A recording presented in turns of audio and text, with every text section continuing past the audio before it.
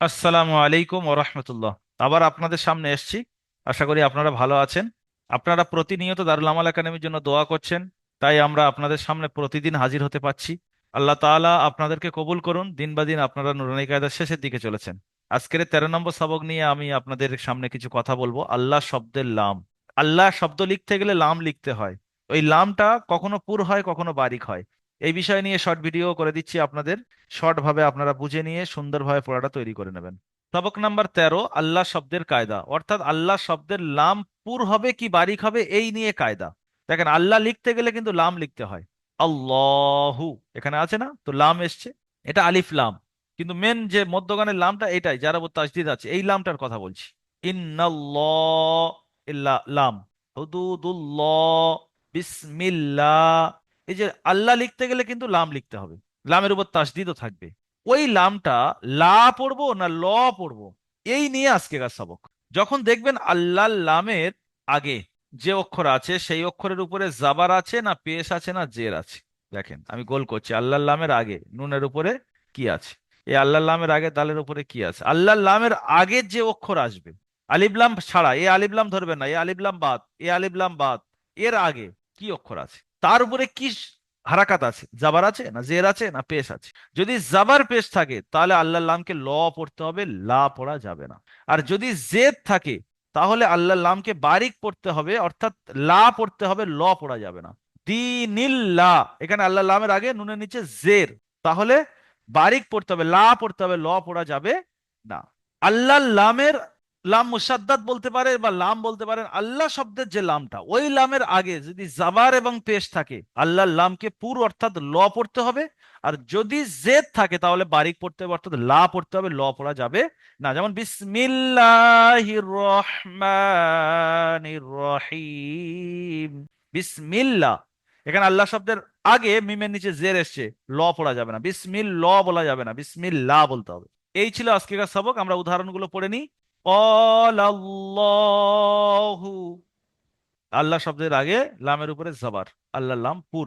ক্বাল আল্লাহু, এই লামটা বারিক হবে কিন্তু আল্লাহর লামটা পুরো হবে। এইটা পুর করতে গিয়ে যেন এই লামটা পুর করলে হবে না, যে ক্বাল আল্লাহ বলা যাবে না, কলা বলতে হবে। ক্বাল আল্লাহু ইন্নাল্লাহ। পেশের উদাহরণ, আল্লাহর লামের আগে পেশ, হুদুদুল্লাহি, খলকুল্লাহি। জেরের উদাহরণ, দীনিল্লাহি, আমরিল্লাহি। ইজরা কি করবেন, এখানে বলবেন যে আল্লাহ শব্দের লামের আগে জাবার এসছে তাই আল্লাহ লামকে পুরো হবে। সব ইজরা করতে হয়। এখানে তিনটে ইজরা হবে, একটা তাসদিদের ইজরা, একটা খাড়া জাবারের ইজরা, একটা আল্লাহ লাম পুর কি বারিক এই ইজরা। বাকি আপনি সব করবেন, আমি তো শুধু ইজরাটা বলে দিলাম যে আল্লাহ শব্দের লামের আগে জাবার এসছে পুর হবে, বা আল্লাহ শব্দের লামের আগে পেশ এসছে পুর হবে, আল্লাহ শব্দের লামের আগে জের এসছে বারিক হবে, এতটুকু। বাকি আগে যা ইজরা করেছেন সেই ইজরা অনুযায়ী পুরো সবকটা বানান ইজরা সব করবেন। প্রত্যেকটা সবকের আমি যদি বানান ইজরা করে দিই তাহলে আপনারা কুঁড়ে হয়ে যাবেন, তাই আমি আর এই সব সবকের বানান করলাম না, আমি শুধু উচ্চারণ করে দিলাম। আপনারা প্রতিটা শব্দের বানান ইজরা সুন্দরভাবে করবেন। সবকটা খুব সহজ, তাই আপনাদের কাছে অনুরোধ রইল, হারাকাত থেকে নিয়ে আর আজকেরও পুরো এই সবকটা, আগের সবক আসার আগে আগে হারাকাত থেকে নিয়ে আর এই পর্যন্ত একবার পড়ে নেবেন। শুধু অনুশীলনগুলো পড়বেন, ওপরের গুলো পড়তে হবে না, শুধু অনুশীলনগুলো। অনুশীলনগুলো বানানিজরা করে চলে আসবেন। যদি আরো শর্ট করতে চান, অনুশীলনের প্রথম পড়াটা বানানিজরা করবেন, বাকিগুলো শুধু রিডিং পড়বেন আরো শর্ট করতে হলে। যেমন এখানে জাবারের পড়ায় একটা শব্দ আপনি বানানিজরা করলেন, বাকিটা আপনি রিডিং পড়ে দেবেন। এইভাবে আপনি সম্পূর্ণ করে নেবেন পড়াটা। আশা করি আপনারা আল্লাহ শব্দের লামের ব্যাপারটা পরিষ্কার হয়ে গিয়েছে, আপনাদের কাছে বুঝতে পেরেছেন। প্রশ্নতে আছে 7 থেকে 10 নম্বরের মাখরাজের অনুশীলন, এটা মাখরাজ অনুশীলন করে নেবেন। আল্লাহ শব্দের লাম কখন পুর এবং কখন বারিক হয় এই বিষয়টা এখানে ক্লিয়ার করলাম, আপনি পড়ে নেবেন। বিসমিল্লাহ শব্দের বানান যেটা করুন, প্রশ্নমালা মানে আপনাদের কাজ, আপনারা করবেন। আল্লাহ শব্দের লাম কোথায় পুর হবে কোথায় বারিক হবে, কোরআনের একটা পৃষ্ঠা আপনি খোলেন, কোরআন খোলেন, আজকে অসুবিধা নেই, অজু করেন কোরআন খোলেন, আর কোরআনের প্রতি পৃষ্ঠায় দেখবেন আল্লাহ শব্দ এসেছে। আল্লাহ শব্দের আগে দেখবেন জাবার পেশ এলে বলবেন যেখানে আল্লাহ পুর হবে, ইজরা করা শুরু করেন, কোরআন এখন খোলা শুরু করেন, অল্প অল্প করে কোরআন পড়তে লাগেন, একটা একটা শব্দ বানান ইজরা করেন। সময় পেলে একটু কোরআন খুলবেন আর বানান করে করে একটা লাইন, হাফ লাইন, একটা শব্দ পড়ার চেষ্টা করেন এখন থেকে।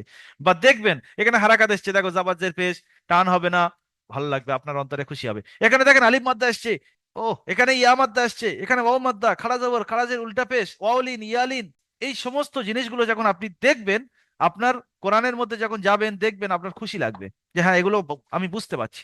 তা আজকের কোরআন খোলেন, খুলে দেখবেন কোথায় আল্লাহ শব্দ আছে, আল্লাহ শব্দের আগে কি এসছে, এখানে পুর হবে কি বারিক হবে, এগুলো আপনি একা একা পড়া শুরু করেন, এখন থেকে কোরআন পড়া শুরু করেন, কোরআন একটু একটু খোলা শুরু করেন, একটু একটা লাইন, একটা হাফ লাইন, একটা শব্দ এনাফ, মেহনত করা শুরু করেন।